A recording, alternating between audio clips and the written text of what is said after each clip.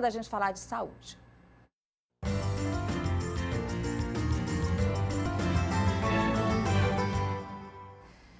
Pois é, hoje nós vamos falar sobre a enxaqueca. O doutor Daniel França, médico neurocirurgião, já está aqui com a gente para nos ajudar a entender melhor esse tema. Afinal, 35 milhões de brasileiros apresentam esse mal, que representa aproximadamente 20% da população do nosso país. As mulheres são as mais atingidas. Confira quais as principais causas e sintomas na reportagem de Marcelo Fontinelli. A enxaqueca é um distúrbio neurovascular crônico. Os sintomas são incapacitantes e tiram qualquer pessoa do sério.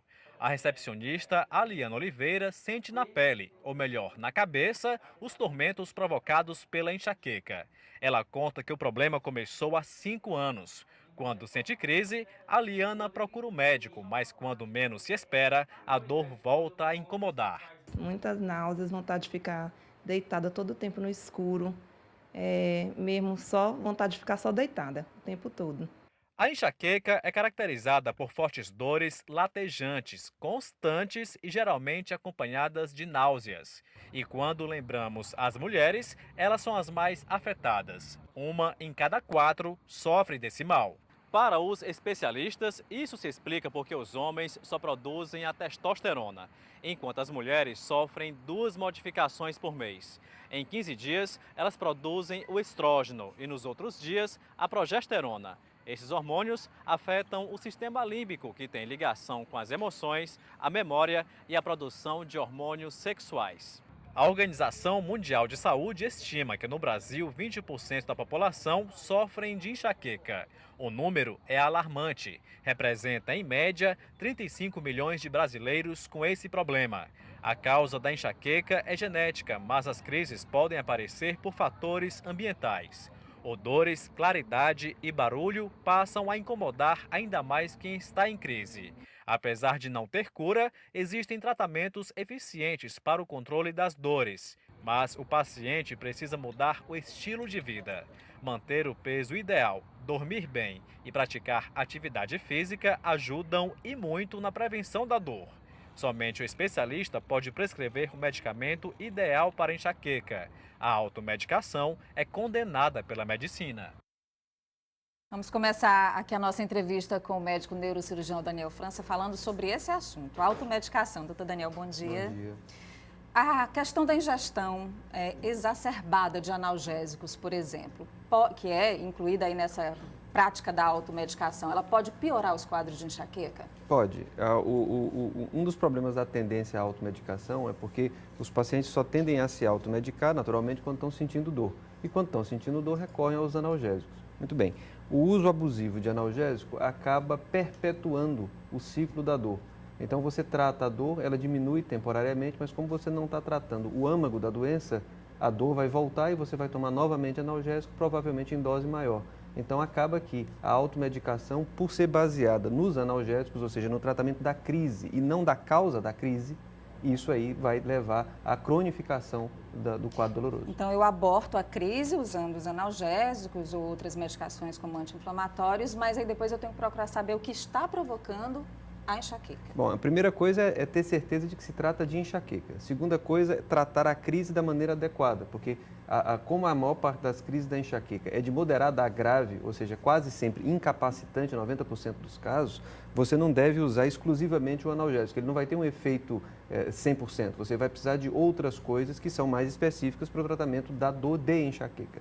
Bom, tratada a crise, abortada a crise, a gente tem que estabelecer critérios para o uso ou não de medicações profiláticas, ou seja, aquelas que impedem ou diminuem a probabilidade de crises aparecerem. E se crises aparecerem em vigência do uso desses remédios, provavelmente serão menos frequentes, menos intensas e menos duradouras. Agora, essas medicações, elas são medicações acessíveis, controladas? Tem que ter o acompanhamento do médico para fazer esse tratamento profilático? Tem que ter o acompanhamento do médico sempre. Primeiro, como eu disse, para fazer o diagnóstico correto. Segundo, porque essas medicações não são de acesso fácil. Boa parte delas precisa de receita controlada.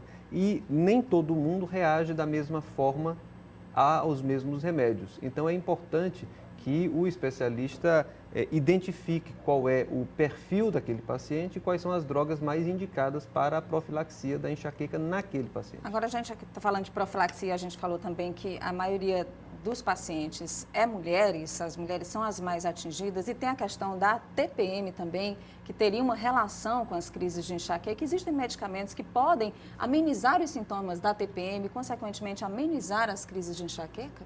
Bom, existe sim, e existe também o efeito inverso. Vejam, da mesma forma que a tempestade hormonal, eu sempre uso esse termo, a tempestade hormonal que acontece no ciclo menstrual feminino, ciclo menstrual feminino, né? Como se houvesse o masculino. Mas a tempestade hormonal que acontece, ela bagunça completamente os nociceptores que estão dentro do sistema nervoso central, a resposta endógena ao controle da dor. Então, as mulheres, por essas tempestades hormonais a que estão submetidas mensalmente, sempre vão ser as mais atingidas. Há medicamentos que melhoram tanto os sintomas da TPM quanto os sintomas da enxaqueca, mas são duas coisas que não estão necessariamente conectadas. Agora tem uma pergunta da Vitória.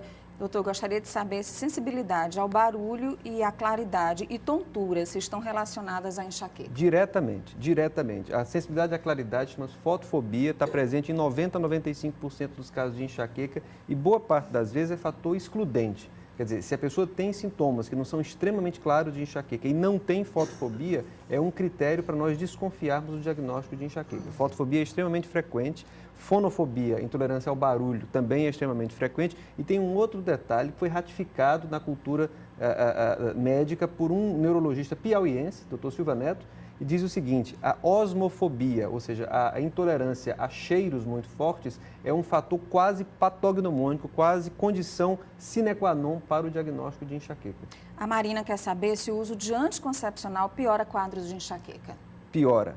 O uso de anticoncepcional piora frequentemente casos de enxaqueca, porque altera novamente, ele vai agir nessa questão hormonal.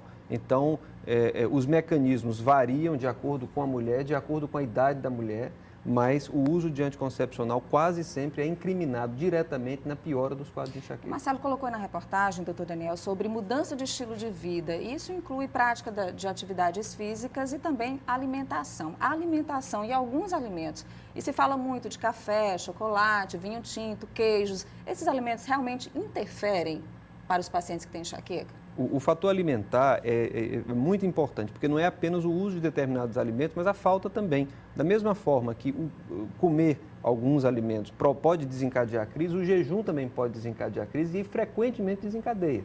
Então, na realidade, você tem que ter uma alimentação regular, você não deve ter grandes intervalos de jejum e é uma susceptibilidade individual, determinadas pessoas têm ou não uma susceptibilidade a determinados tipos de alimento, mas o mais frequentemente o que se vê é a intolerância a chocolate, a vinho tinto, a cerveja, queijo, quanto mais amarelo, melancia, por exemplo. Então, essas coisas podem desencadear a crise de enxaqueca. Eu, como enxaquecosa, passo longe da melancia. Olha, acho bonito, gosto, mas não chego perto de jeito nenhum. Agora, a enxaqueca é uma doença crônica, não tem cura, mas dá para conviver, dá para esparçar as crises e deixá-las menos intensas? Bom, dá. Há um fator importante que a gente sempre tem que lembrar, que é o seguinte: eu acho que foi muito feliz a reportagem quando disse que a causa da enxaqueca é genética. Realmente, você nasceu programado para ter as crises de enxaqueca quando submetido a determinados estímulos. Muito bem. Qual é o principal fator desencadeador de crise de enxaqueca no mundo inteiro? É estresse. Então, a melhora da qualidade de vida vai influenciar diretamente na melhora da enxaqueca. Vai, entre outras coisas, porque você diminui o seu estresse, ou pelo menos você aumenta a sua capacidade de conviver com o estresse. Ponto.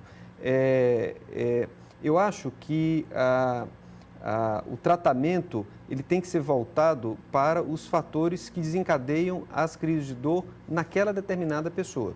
Então, a melhora do estilo de vida, fazer exercícios físicos, ter uma alimentação saudável e correta e conviver bem com o seu estresse, isso vai, direta e indiretamente, melhorar as crises de dor. Então, na verdade, o tratamento da enxaqueca consiste em três coisas: na educação do paciente para identificar os fatores de desencadeadores, no uso de medicamentos controlados e adequados para o caso do paciente e no controle das crises quando eventualmente elas venham. Mas a profilaxia, quando indicada, melhora a qualidade de vida do paciente, diminui a intensidade, frequência e duração das crises e faz com que o paciente, portanto, sofra menos com a enxaqueca. Livre de crise ele nunca estará, mas terá certamente uma melhora considerável na qualidade de vida.